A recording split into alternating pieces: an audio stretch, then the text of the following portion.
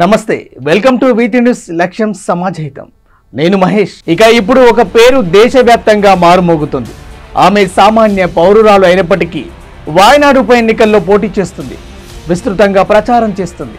ఆమె చేసిన కృషికి గాను ఏకంగా బీజేపీ పార్టీ అధిష్టానం ఎంపీ టికెట్ కేటాయించింది ఆమె కాంగ్రెస్ అభ్యర్థి ప్రియాంక గాంధీపై తాడోపేడ చూసుకోవడానికి సిద్ధంగా ఉన్నారు ఉద్యోగపరంగా తన ప్రయాణాన్ని కొనసాగించే ఆమె సడన్ గా యాక్సిడెంటల్ పొలిటీషియన్ గా ఎలా మారింది ఇప్పుడు దేశంలో ఆమె గురించే సర్వత్రా చర్చలు జరుగుతున్నాయి తనే నవ్య హరిదాస్ ఆమెపై వీటి న్యూస్ ప్రత్యేక కథనం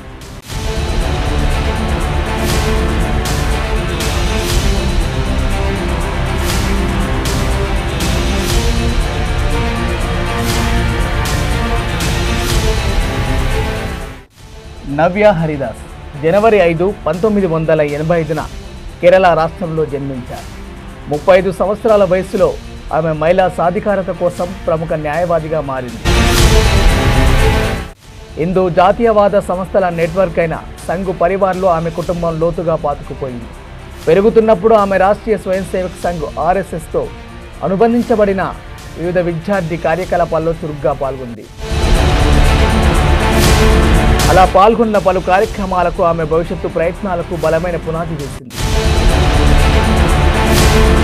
నవ్య కోజికోడ్ జిల్లాలోని చిన్మయ విద్యాలయంలో KMCT కాలేజ్ ఆఫ్ ఇంజనీరింగ్లో చేరింది అక్కడ ఆమె బీటెక్లో చేరి 2007లో పట్టభద్రురాలైంది గ్రాడ్యుయేషన్ తర్వాత నవ్య హరిదాస్ HSBC బ్యాంకులో సాఫ్ట్వేర్ డెవలపర్గా తన వృత్తి జీవితాన్ని ప్రారంభించింది నవ్య హరిదాస్కు సింగపూర్ మరియు నెదర్లాండ్స్లో పనిచేసిన అనుభవం ఉంది 2015లో స్థానిక సంస్థల ఎన్నికల సమయంలో కోజికోడ్కు కుటుంబ సమేతంగా వెళ్లడం ఆమె జీవితంలో కీలక ఘట్టం ఆమె సంఘ్ పరివార్ నేపథ్యంతో భారతీయ జనతా పార్టీ బీజేపీ ఆమె సామర్థ్యాన్ని గుర్తించింది మరియు స్థానిక పదవికి పోటీ చేయడానికి ఆమెకు టికెట్ ఇచ్చింది ఓడిపోతే సింగపూర్కి తిరిగి వెళ్లాలని మొదట అనుకున్నప్పటికీ నవ్య ఎన్నికల్లో విజయం సాధించి యాక్సిడెంటల్ పొలిటీషియన్గా తన ప్రయాణానికి నాంది పలికింది 2015లో కోజికోడ్ మున్సిపల్ కార్పొరేషన్ ఎన్నికలలో నవ్య విజయం సాధించడం 2020లో ఆమె తిరిగి ఎన్నిక కావడం ఆమె ఓటర్లు ఆమెపై ఉంచిన నమ్మకాన్ని నిలబెట్టింది బీజేపీ మహిళా మోర్చా యూనిట్ రాష్ట్ర ప్రధాన కార్యదర్శిగా నియమితులయ్యారు ఈ పాత్రలో ఆమె దళిత స్త్రీలు ఎదుర్కొంటున్న సమస్యలను చురుకుగా ప్రస్తావించారు మరియు పార్టీ అవుట్రీచ్ ప్రయత్నాలను మెరుగుపరచడానికి పనిచేశారు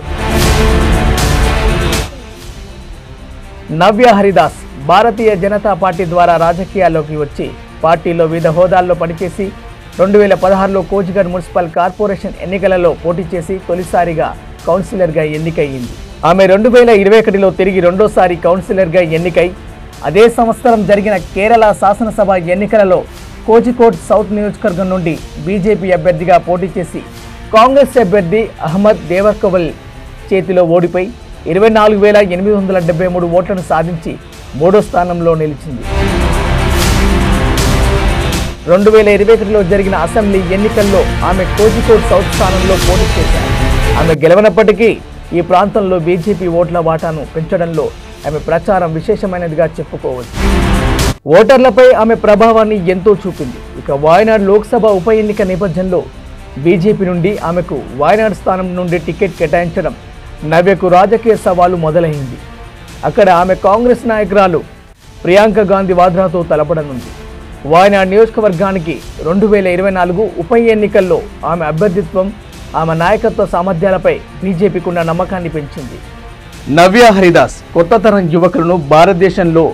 రాజకీయాల్లోకి రావడానికి స్ఫూర్తినిస్తున్నారు తన ప్రాంతంలోని అనేక మంది ఆశలు మరియు ఆకాంక్షలకు ప్రాతినిధ్యం వహిస్తూ ఆమె తన రాజకీయ జీవితంలో ముందుకు సాగడం నిజంగా చూడదగ్గ పేరే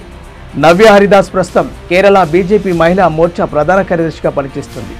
ఆమెను 2024లో వయనాడ్ లోక్సభ నియోజకవర్గానికి జరగనున్న ఉప ఎన్నికల్లో బీజేపీ అభ్యర్థిగా ప్రకటించింది జరిగే ఉప ఎన్నికల్లో విజయం ఎవరిని వరిస్తుందో వేచి చూద్దాం స్టే ట్యూన్ వీటి న్యూస్ లక్ష్యం సమాజితం